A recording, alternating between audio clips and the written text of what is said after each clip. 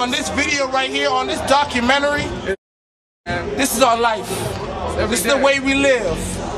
So understand, all we're trying to give you is the truth.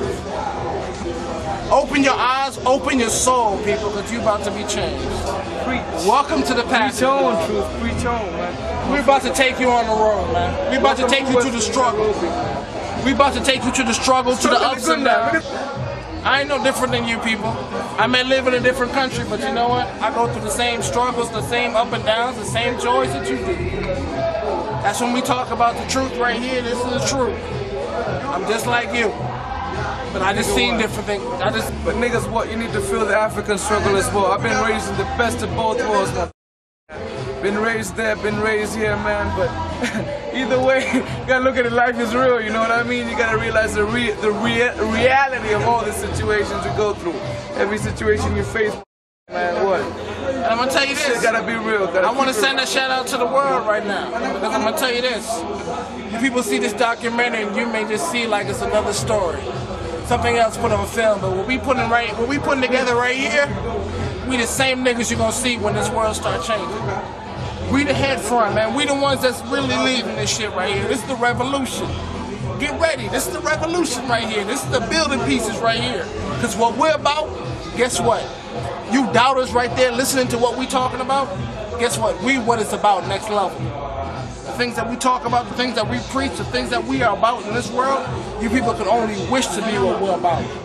Welcome to the story, people. Welcome, baby. Step on in, man. Let's do this shit. Is this? You said that one thing about finding yourself in this country. I lived here for 10 years. Let me tell you how strong it is that you find yourself here. I lived here so long, I didn't even find myself. I just became who I was going to become.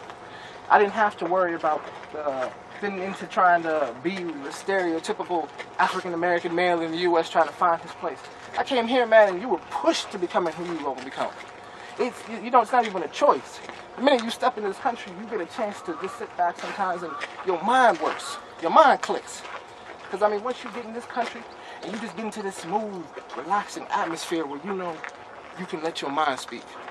You don't have to worry about, are you going to say the wrong thing? Are you going to offend the wrong person? Here, you can just sit back sometimes and just put your feet up. And you know, it's funny because everybody else, they look around and you know what? The realness is the fact that they understand what you're doing. Okay, now here on Hood Talk TV, man, you know, our main purpose and goal is to reach out to the communities, man, and educate young people, man, especially young people, old alike, about different issues going on, not only in our environment, but also around the world, on the international level.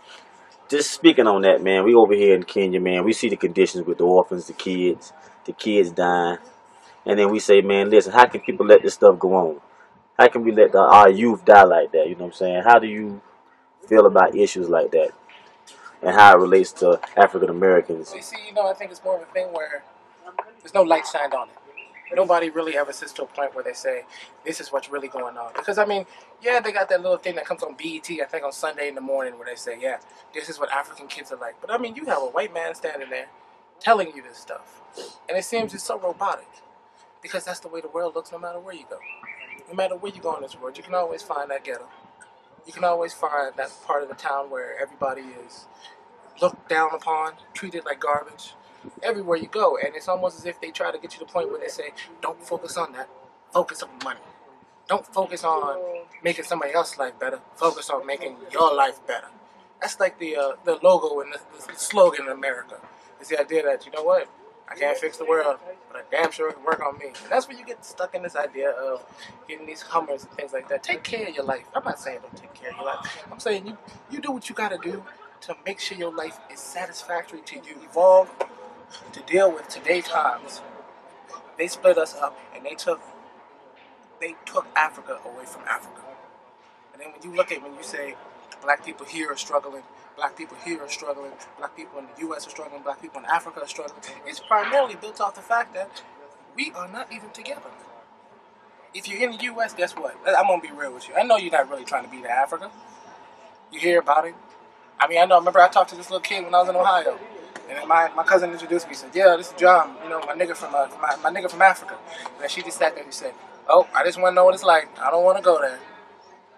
It's like, damn, this is your roots are here. I've seen people come here, man, just be changed. I mean, I remember kids, we used to grow up here, and it was the idea that when I went to school, I had every race, every nationality. We were all there. I mean, we were all sitting there, and it was just, and you put them into this small room, and then we all get along perfectly. But it's like as soon as we get out into the real world, now we have to choose sides. Now I have to draw my foot in the line saying, this is what I want, this is what I stand for, this is who I'm trying to impress.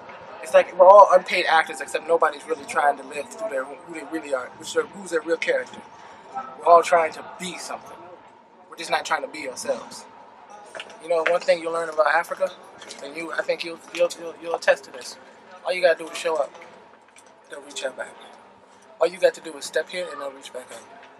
But if you ain't reaching, then how do you expect them to reach out to you? You are up here. They are down here. Let's be real. If you don't reach out to them, they can't be helped. You got to make that step. Because I'll tell you this, if you come here and you reach out, guess what? I guarantee it. I guarantee you will get a response. And you will get the response that you yourself have been looking for. You, a black human being, no matter where you are in this country, this is the motherland. This is where your people generated from.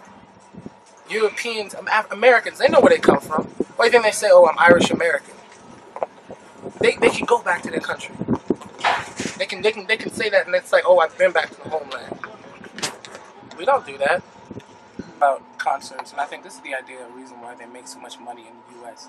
When somebody gets a chance to go to a concert, it's inspiring. It's the idea that anything can happen. When you got a favorite artist, and then you get a chance to see them live, it takes away that idea. It takes away that invisible wall between the artist and the fans. It brings them to real life. The idea that the person that came up, that supposedly made those lyrics, that made those songs, came here to my country and put this down. So, I really do believe that if you had more artists coming to Africa, especially Kenya, because I'll tell you one thing about Kenya, which a lot of people don't realize. This place has the most potential, I think, of any African continent because of the people. Be honest and look at the record companies. I think they look at it and say, we got more money coming from Europe than we could ever get from Africa.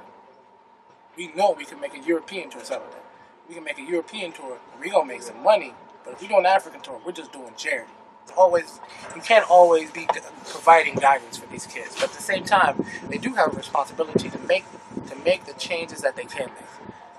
To do the things that you can do. No, you can't save the world, and it's stupid for anybody to expect you to. But you damn sure can make a difference. You can damn sure help and make this whole struggle a shitload easier. The idea of, back in the day, Jim Brown was there with Martin Luther King. You know what I mean? You had a connection with that. You have this and you have that. Now you have this feeling where it's just like the artists and the people that are trying to make changes in the world. You don't see that connection, that strong unity there. And I think it's primarily because of the fact that it's a dog-eat-dog world out there. You know what I mean? The idea that who you are now, you can be replaced. I've lived here my whole life. I lived in Africa my whole life. I lived in Kenya now for 10 years. And by doing that, the one thing that it's helped me do is get to the point where it's just, my mind's disconnected. You know, I mean, I go back home to the U.S. and, I can watch all that. But then when I come back here, it's like, what am I going to do with all that shit? Why am I going to try to look weird? Why am I going to try to look like I'm out of place? Niggas over here ain't rolling around in platinum chains. We just doing what we got to do to live life.